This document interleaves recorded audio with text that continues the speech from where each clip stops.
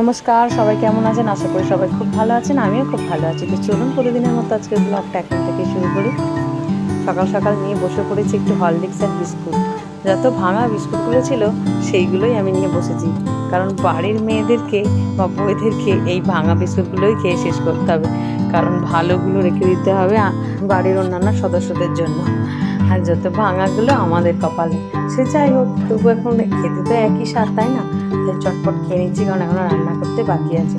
সকাল সকাল উঠে একটু টুকটাক কাজকর্ম সেরে পাখার তলায় বসে হাওয়া খেতে খেতে আগে খেয়ে নিচ্ছি। আজকে আমার মাও আসেনি, জানেন, মাও আসেনি, তবে কাজের কাকিমা আসবে বলেছে। তবে আজকে খুব তাড়াতাড়িও ঘুম থেকে উঠেছে, আর আজকে রাতে ঘুমও ভালো করে হয়নি বাবুর কারণে।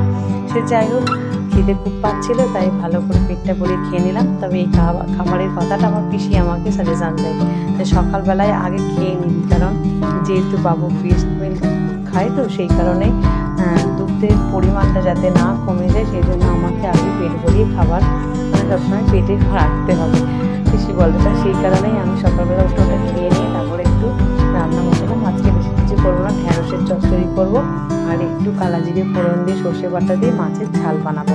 তবে এতে একটু বেগুনও দেবো। তবে জানেন, আমার ভুঁড়িটা একটু বেশ বেড়েছে। আগেও বেড়েছিল, মানে যখন বাবু হয়েছিল তারপরে বেশ ভুঁড়িটা বড় হয়েছিল। তবে এখন এত পরিমাণে এসব খাবার দাবার খাচ্ছি, তার জন্য মনে হচ্ছে ভুঁড়িটা বেশ বড় বড় হয়ে যাচ্ছে। তো এই ভুঁড়িটার জন্য একটু ব্যায়াম যে করবো, এখন কিন্তু করে উঠতে পারছি না সিজারের কাঁটাটার ভয়ে।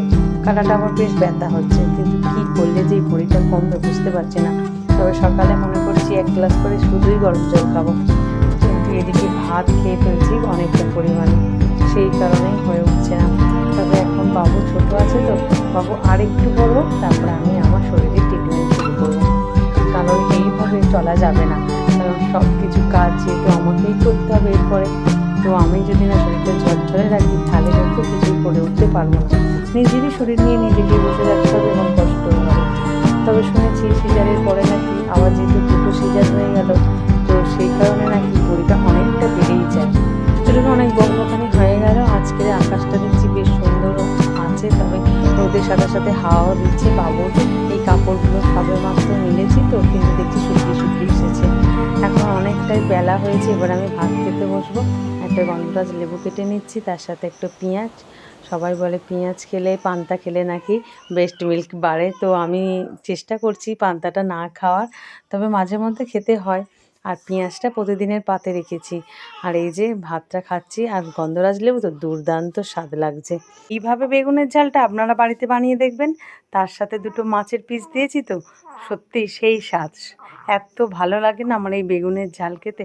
তবে এই সময় এতটা খাওয়া উচিত না, যেহেতু বাবু ব্রেস্ট মিল্ক খায়, কিন্তু তবু মাঝে মাঝে ঝোল খেতে ভালো লাগে না, তাই একটু এইসব খেতে ইচ্ছে করে। একভাবে ঝোল খেতে কি কারোর ভালো লাগে?